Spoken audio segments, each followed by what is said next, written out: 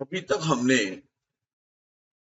जीवन विज्ञान क्या है, इसके अवयव क्या है, इसकी विशेषताएं क्या है,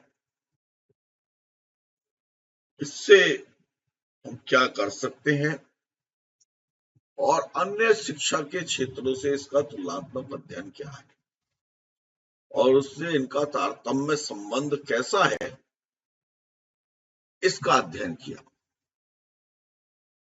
और जैसा कि इस विषय के बारे में शुरू से कहा जा रहा है कि ये सिद्धांत पक्ष के साथ साथ प्रैक्टिकल यानी कि प्रयोग और एप्लीकेशन उपयोग पर आधारित है।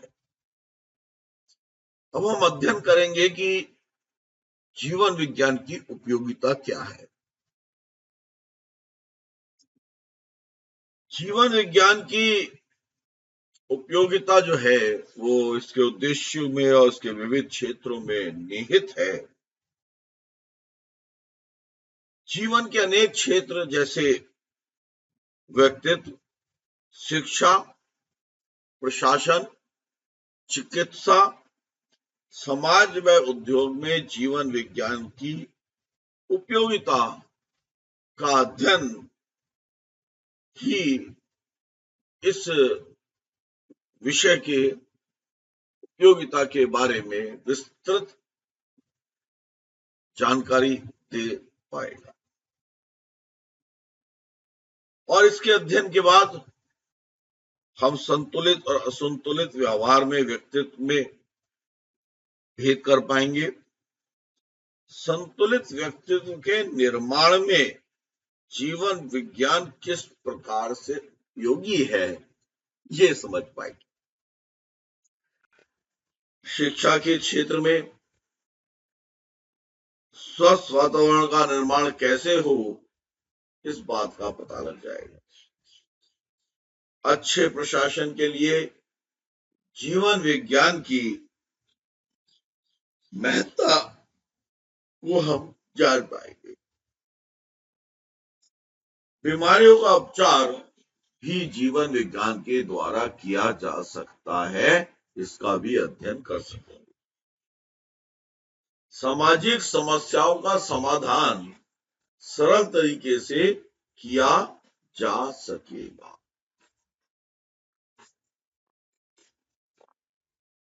संसार में अनेक पदार्थ हैं, कुछ मानव जीवन के लिए उपयोगी है तो कुछ मानव जीवन के लिए अनुपयोगी है। जो वस्तुएं अनुपयोगी होती हैं उनका विकास नहीं हो पाता है और वो धीरे धीरे काल के काल में चली जाती हैं और कभी कभी तो लुप्त भी हो जाती हैं। जो पदार्थ उपयोगी होते हैं उनका सतत विकास होता रहता है और विकास होने के कारण उनकी जो मांग है, उनकी डिमांड भी बढ़ती चली जाती है।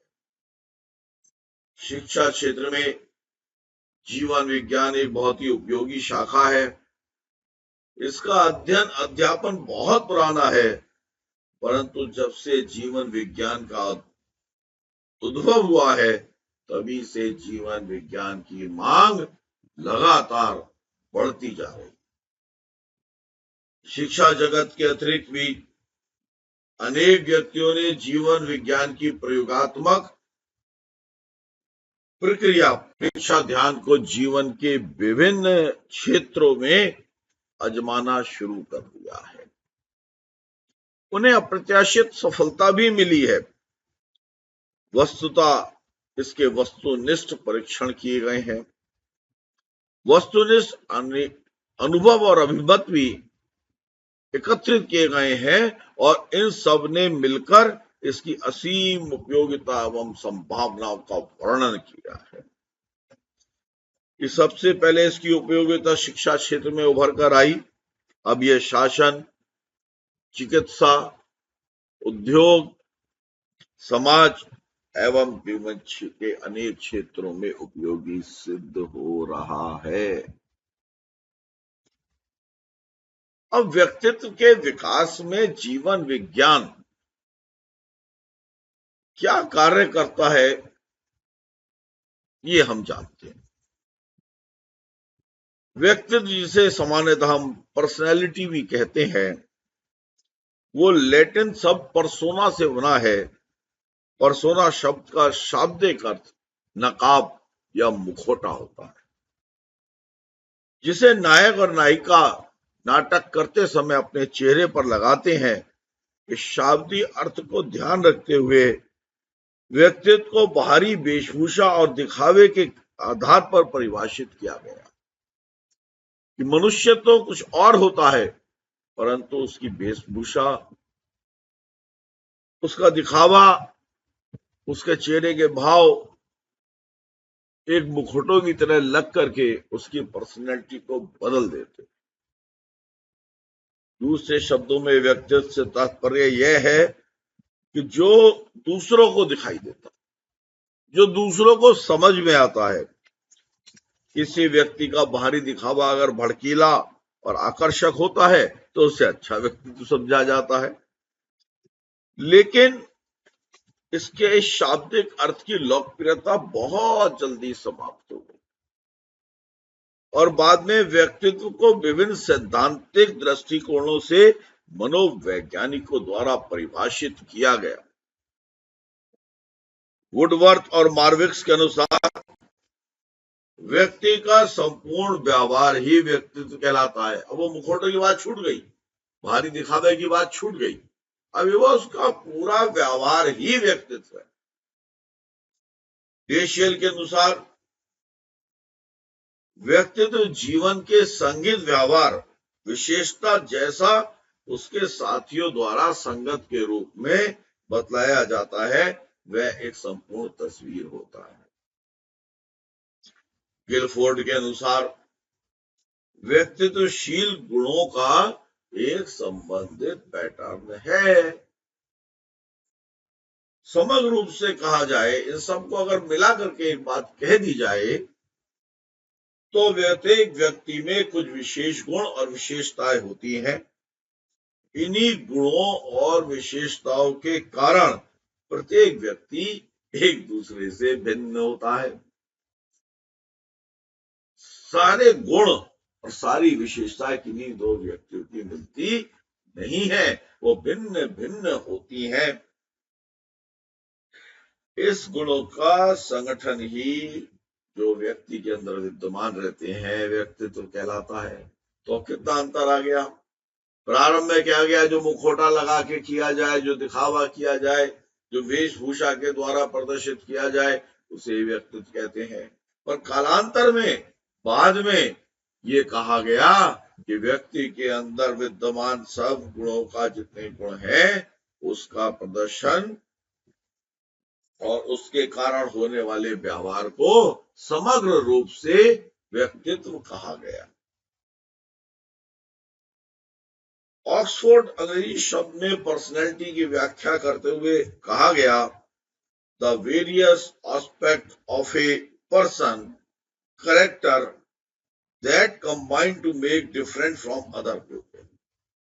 यानी पर्सनैलिटी वो है जहां मनुष्य के जो बहुत सारे एस्पेक्ट्स हैं, बहुत सारे गुण हैं उसके चरित्र के, उनका कॉम्बिनेशन जो उसे अन्य व्यक्तियों से निर्भर करता है, व्यक्तित्व कहलाता है, पर्सनैलिटी कहलाता है। अब जैसा हमने जाना कि जनसाधारण में व्यक्तित्व का अर्थ बाह्य रूप से लिया जाता था, परंतु व्यक्तित्व का संबंध बाह्य और आंतरिक दोनों गुणों से है। अंतस के गुण भी व्यक्तित्व को प्रदर्शित करने में उतना ही कार्यकारी है जितना कि बाह्य गुण। वस्तुतः व्यक्ति विशेष लक्षणों का योग न होकर व्यक्ति के व्यवहार का समग्र रूप ही व्यक्तित्व है। वह व्यक्ति के आचार, विचार, व्यवहार, क्रियाएं और गतिविधियों में झलकता है, उसके काम करने के तौर तरीकों में झलकता है, उसके कहने सुनने के तौर तरीकों में झलकता है। मनोवैज्ञानिकों ने व्यक्तित्व को दो भागों में विभाजित किया है। सामान्य व्यक्तित्व और असामान्य व्यक्तित्व। सामान्य अर्थात स्वस्थ व्यक्तित्व, असामान्य अर्थात अस्वस्थ व्यक्तित्व। यानी दो प्रकार का होता है, एक सामान्य और एक असामान्य। स्वस्थ व्यक्ति विकसित व्यक्तित्व है और मनोचिकित्साओं के अनुसार एक स्वस्थ व्यक्तित्व में कई विशेषताएं पाई जाती है। उसके साथ साथ एक होता है संतुलित व्यक्तित्व। संतुलित व्यक्ति में पर्याप्त सुरक्षा की भावना होती है। एक स्वस्थ व्यक्ति में यह दृढ़ भावना होती है कि उसका वर्तमान जीवन भावी जीवन सुरक्षित और सुनिश्चित है, उसमें कोई अंतर होने वाला नहीं है। वो ठीक प्रकार से ही अपने जीवन का निर्वहन, स्वस्थ जीवन का निर्वहन, स्वस्थ विचारों का निर्वहन, स्वस्थ क्रियाओं का निर्वहन कर सकेगा। पर्याप्त आत्म मूल्यांकन। एक स्वस्थ व्यक्ति अपने आत्म सम्मान के संदर्भ में अपने आवोगों, आवश्यकताओं और आकांक्षाओं को नियमित व संतुलित करता है। उसकी इच्छाएं सामाजिक मर्यादा की परिधि के अंतर्गत हो जाती। पर्याप्त स्फूर्ति व संवेगात्मक अभिव्यक्ति। एक संतुलित व्यक्तित्व में अन्य व्यक्तियों के साथ पारस्परिक आधार पर संतोषप्रद, सुखद व सामाजिक संबंधों को बनाए रखने की योग्यता होती है। जीवन की वास्तविकता के प्रति सजगता। स्वस्थ व्यक्ति समाज में या जीवन संघर्ष में आने वाली कठिनाइयों, विपत्तियों, विफलताओं और कष्टों का साहसपूर्ण और धैर्यपूर्ण ढंग से सामना करते हुए देखा जाता है। वह इन स्थितियों से घबराता नहीं है, अपितु इन्हें जीवन का एक अंग मानता है।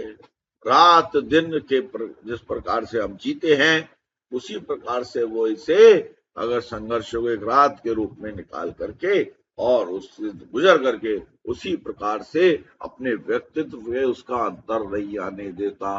ये संतुलित व्यक्तित्व की एक पहचान है। जीवन की वास्तविकता के प्रति सजग। स्वस्थ व्यक्ति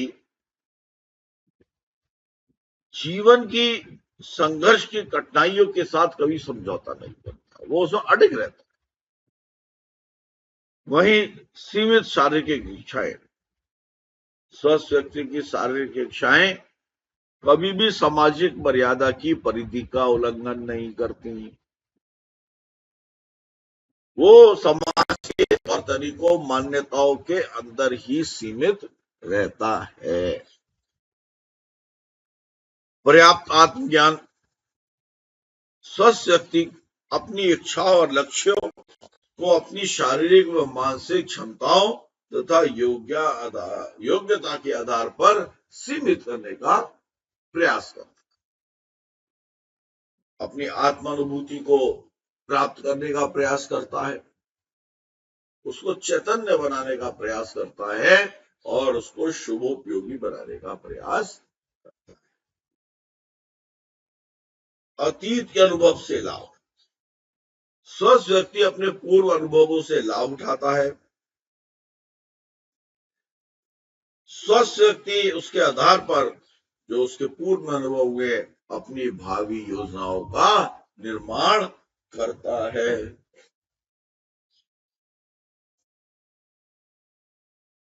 उसके बाद जो है स्वस्थ व्यक्ति की बाह्यगामी उन्मुखता होती है। एक संतुलित व्यक्ति अत्यधिक आत्म केंद्रित न हो करके, अपने अंदर ही निहित ना हो करके समूह व अन्य समूह के लोगों के प्रति उन्मुख रहता है। समूह व समाज की अपेक्षाओं को किसी बाह्य दबाव के कारण नहीं बल्कि स्वतः और श्रद्धा भाव से उसका पालन करता है। वो समाज के अंग के रूप में एक बेहतर कार्य को उनके साथ तालमेल करके जीवन निर्माण में और स्वयं के और समाज के विकास के रूप में कार्य करता है। वो समाज के दबाव में कोई कार्य करे ऐसा नहीं है।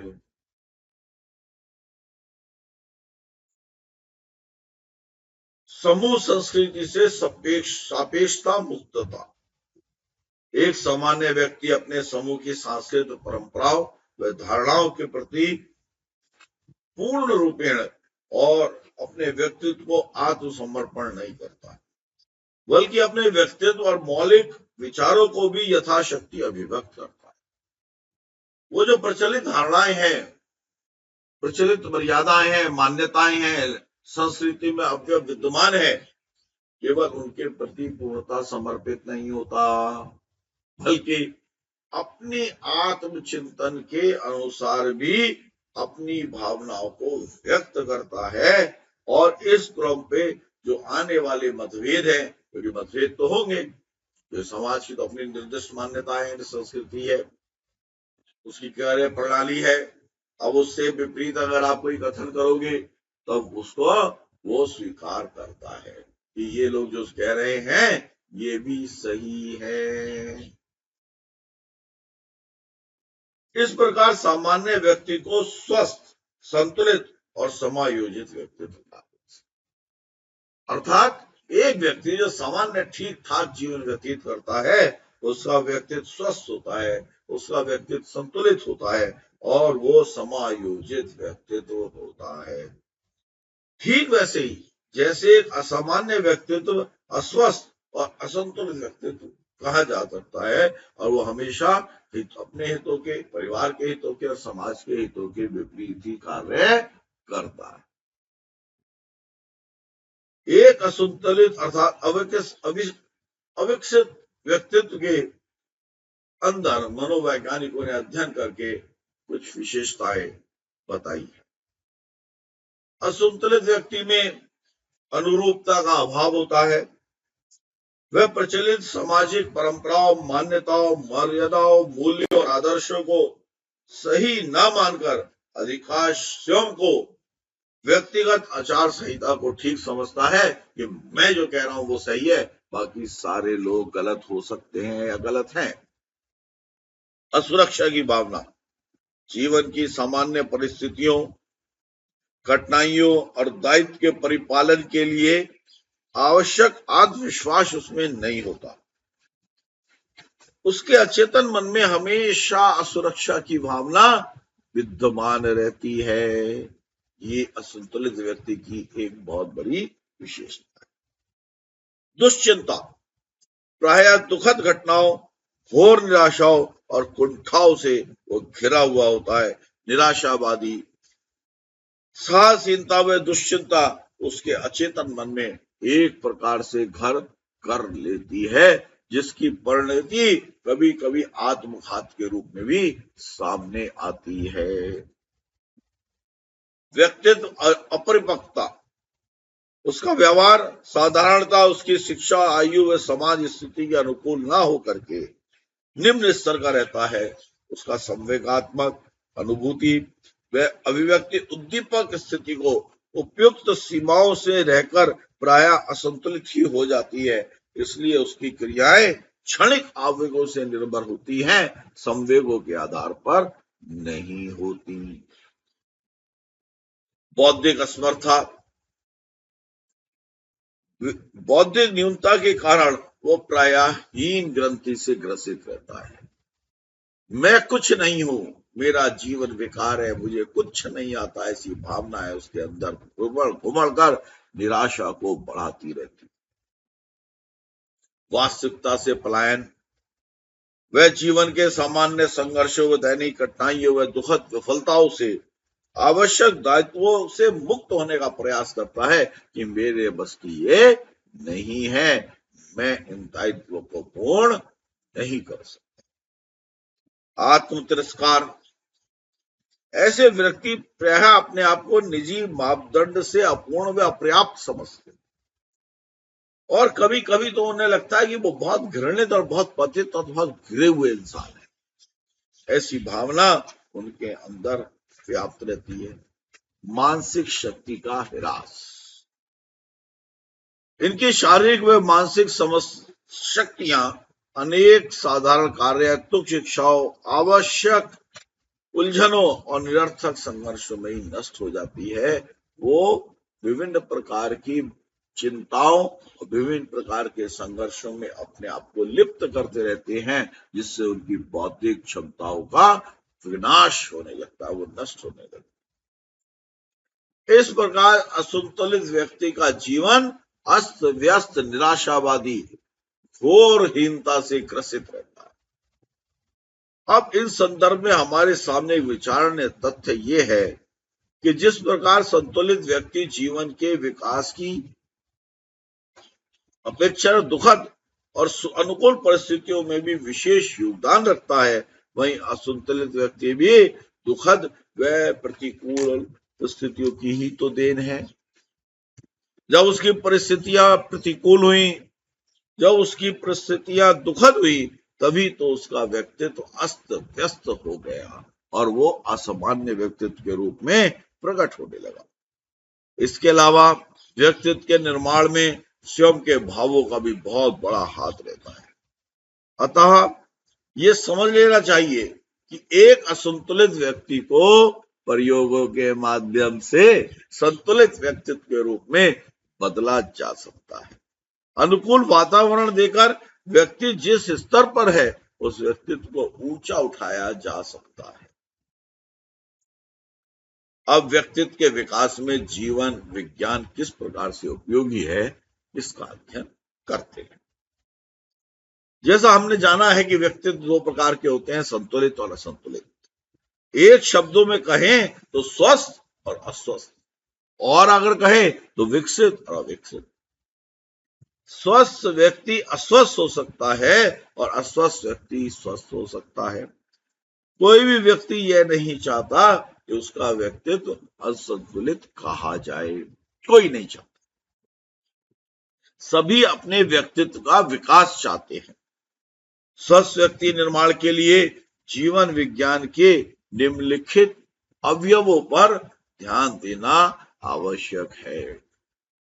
सबसे पहला अपनी शक्ति की पहचान, दूसरा सम्यक दृष्टि का विकास, समता का विकास, सरलता का विकास, अंतर्दृष्टि का विकास, तनाव से मुक्त हो जाना, सर्वांगीण विकास की ओर उद्यत होना, वृत्तियों से छुटकारा पाना, सकारात्मक सोच करना, कार्य क्षमता का विकास करना और नशा मुक्त जीवन को व्यतीत करना। ये बातें हैं जिन पर एक संतुलित व्यक्ति रहता है और असंतुलित व्यक्ति इन बातों के आधार पर अपने आप को संतुलित व्यक्तित्व में बदल सकता है। असामान्य व्यक्तित्व सामान्य व्यक्तित्व की ओर अग्रसर हो सकता है। अब हम कहते हैं शक्ति की पहचान। जीवन प्रयोगों के माध्यम से सबसे पहले तो व्यक्ति ये समझने में समर्थ होता है कि हर व्यक्ति के अंदर अनंत शक्ति है, अपार शक्ति है, ऐसी शक्ति है जिसको आंका भी नहीं जा सकता। एक व्यक्ति सामान्य से विद्वान बन सकता है। कालिदास का उदाहरण हमारे सामने है। किस प्रकार से एक बिना पढ़ा लिखा व्यक्तित्व एक उल्हाने से कितना बड़ा विद्वान बन गया और उसने ऐसे महान ग्रंथों की रचना की कि आज कालिदास का नाम संपूर्ण विश्व में बड़े सम्मान के साथ लिया जाता है। अब प्रत्येक व्यक्ति में अनंत शक्ति होती है तो कोई भी व्यक्ति विद्वान बन सकता है, परंतु व्यक्ति कैसा बनेगा यह इस बात पर निर्भर है कि शक्ति का जो जागरण व्यक्ति की शक्तियों को जागृत करता है, वह बहुत कुछ उपलब्ध तो कर देता है पर अपनी शक्तियों को नहीं पहचान पाता, और जब तक शक्तियों को नहीं पहचान पाएगा उनको उपयोग में लाके अपने जीवन को ऊर्ध्व की ओर नहीं ले जा सकता। उसके पास सब कुछ होते हुए भी वह कुछ नहीं कर पाता और उसका जीवन व्यर्थ चला जाता। असफलता ही हाथ लगती है। असफलता